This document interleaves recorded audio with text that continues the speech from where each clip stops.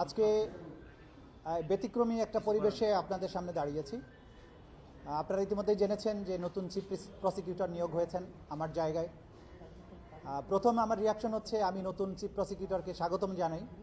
তার প্রতি আমার শুভেচ্ছা থাকবে তিনি যাতে আমাদের যে রেখে যাওয়া যে অসমাপ্ত দায়িত্ব সেটা পালনে তিনি সফল হন। বাংলাদেশের যে গণমানুষ যারা জুলাই আগস্টে রক্ত দিয়েছিলেন, জীবন দিয়েছিলেন, অঙ্গহানির শিকার হয়েছিলেন, তাদের যে চলমান বিচার প্রক্রিয়া আছে, আমি আশা করি নতুন চিফ প্রসিকিউটরের নেতৃত্বে এই ট্রাইব্যুনালে সেই বিচার প্রক্রিয়া অব্যাহতভাবে সুন্দরভাবে পরিচালিত হবে। একই সাথে গত 15 বছরের যে গুম এবং খুনের যে বিচারগুলো এখানে চলমান আছে সেগুলোর বিচার ভালো মতো এখানে চলমান থাকবে।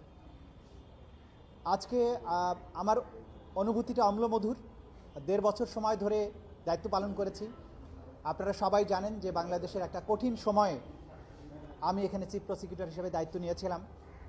জুলাই আগস্টের বিপ্লবের পরবর্তী সময়ে নতুন অন্তর্বর্তীকালীন সরকার যখন দায়িত্ব নিয়েছিলেন, সেই সময়ে বাংলাদেশের প্রায়োরিটি ছিল যে সদ্য ঘটে যাওয়া যে গণহত্যা বাংলাদেশের মাটিতে হয়েছিল, আমাদের তরুণ ছাত্র জনতা জীবন দিয়ে বাংলাদেশের একটা স্বৈর শাসনের অবসান ঘটিয়েছিলেন, তাদের যে উপরে সংগঠিত নিষ্ঠুরতা, তাদেরকে উপরে যে গণহত্যা হয়েছে সেই বিচারের দাবিটা সেখানে প্রবলভাবে ছিল।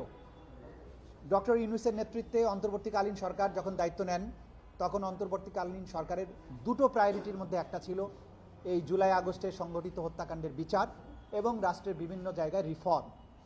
তো সুতরাং দুটো প্রায়োরিটির এক জায়গায় আমাকে দায়িত্ব দেওয়া হয়েছিল এই বিচার প্রক্রিয়া এগিয়ে নেওয়ার জন্য। আমি যখন দায়িত্ব নেই, আপনারা জানেন যে এই মূল ভবনটি তখন পরিত্যক্ত অবস্থায় ছিল, চিফ প্রসিকিউটরের কার্যালয় পরিত্যক্ত অবস্থায় ছিল, একটা টিন শেডে কার্যক্রম চলছিল। তার আগের প্রসিকিউশনে যারা ছিলেন তারা সব কিছু এলোমেলো রেখে পালিয়ে গিয়েছিলেন, বইপত্র নথিপত্র বৃষ্টিতে ভিজছিল, এরকম একটা বিশৃঙ্খল পরিস্থিতির মধ্য দিয়ে আমরা দায়িত্ব নিয়েছিলাম। সেখান থেকে আপনারা জানেন যে শুরু করেছিলাম, আমরা প্রথমেই ছুটে যাই আহত যারা আছেন হসপিটালে তাদের কাছে, যেখানে আলামত আছে গণহত্যার শিকার যারা হয়েছেন সেগুলোর কাছে আমরা ছুটে যাই এবং সেগুলো সংগ্রহ করতে থাকি। পরবর্তী সময়ে গুমের ব্যাপারে যে তদন্ত হয় সেগুলোর ব্যাপারে আমরা কাজ করি এবং এই কাজ করার মাধ্যমে আপনারা জানেন যে একটা কঠিন সময়ে যে কঠিন চ্যালেঞ্জ ছিল সেগুলোর মধ্য দিয়ে আমরা বিচার প্রক্রিয়াকে এগিয়ে নেওয়ার চেষ্টা করেছি।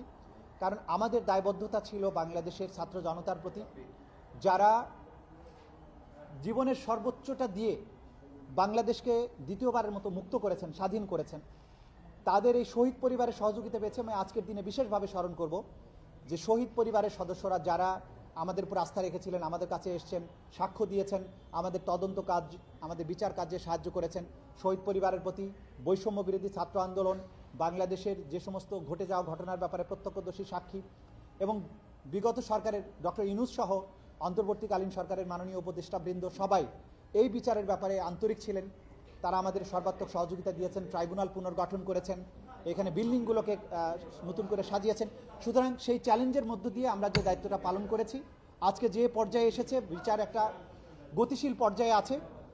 আমরা চাইব, আমরা আশা করি বাংলাদেশের এই যে জনতা, ছাত্র জনতার বিশাল ত্যাগের বিনিময়ে যে বাংলাদেশ, তাদের উপরে সংগঠিত নিষ্ঠুরতার যে বিচারের দাবি তাদের মধ্যে আছে, যে বিচারের তৃষ্ণা আছে, যে পরিবারের মানুষগুলো গুম হয়ে গেছে আর কখনো ফিরে আসবে না, সেই পরিবারগুলো চায় বাংলাদেশে তাদের এই পরিবারগুলো নিখোঁজ হওয়ার বিচার হোক, সঠিক বিচার হোক, যাতে করে তারা অন্তত একটা সান্ত্বনা পান যে তাদের প্রিয়জনকে ফেরত না পেলেও অন্তত যারা এই অন্যায়টা করেছিল তাদের একটা বিচার হয়েছে। সেই বিচারের যে তৃষ্ণা, সেইটার থেকে আমি মনে করি যে ইনশাল্লাহ নতুন যারা দায়িত্বে আসছেন, যিনি দায়িত্বে আসছেন, তিনি এই বিষয়গুলো মাথায় রেখে বাংলাদেশের এই মানুষগুলোর প্রতি, এই নির্যাতিত বেদনা হতো যে মানুষগুলো, তাদের প্রতি সুবিচার করার স্বার্থে এই বিচার প্রক্রিয়া অব্যাহতভাবে সামনে অগ্রসর হবে। আমি তো মনে করি কোনো শঙ্কার কারণ নেই, এটা স্বাভাবিক প্রক্রিয়া। রাজনৈতিক সরকার যখন নতুন সরকার দায়িত্ব নেয়, নির্বাচিত সরকার, স্বাভাবিকভাবেই তাদের রাষ্ট্রের বিভিন্ন জায়গায় তারা তাদের পছন্দনীয় লোকজনকে বসাবেন, এটা হচ্ছে স্বাভাবিক নিয়ম। একদল যখন ক্ষমতার থেকে চলে যায়, আমি এখানে নিয়োজিত হয়েছিলাম অন্তর্বর্তীকালীন সরকারের সময়, এখন নতুন সরকার এসছেন, তারা তাদের পছন্দের লোককে, তাদের কাজের সুবিধা, তাদের নিজস্ব পরিকল্পনা আছে, তারা নিশ্চয়ই সেই অনুযায়ী এখানে বসিয়েছেন। আমার পক্ষ থেকে তাদের জন্য সর্বাত্মক শুভকামনা থাকলো, সহযোগিতা থাকবে, পরামর্শ দরকার হলে আমি দেব।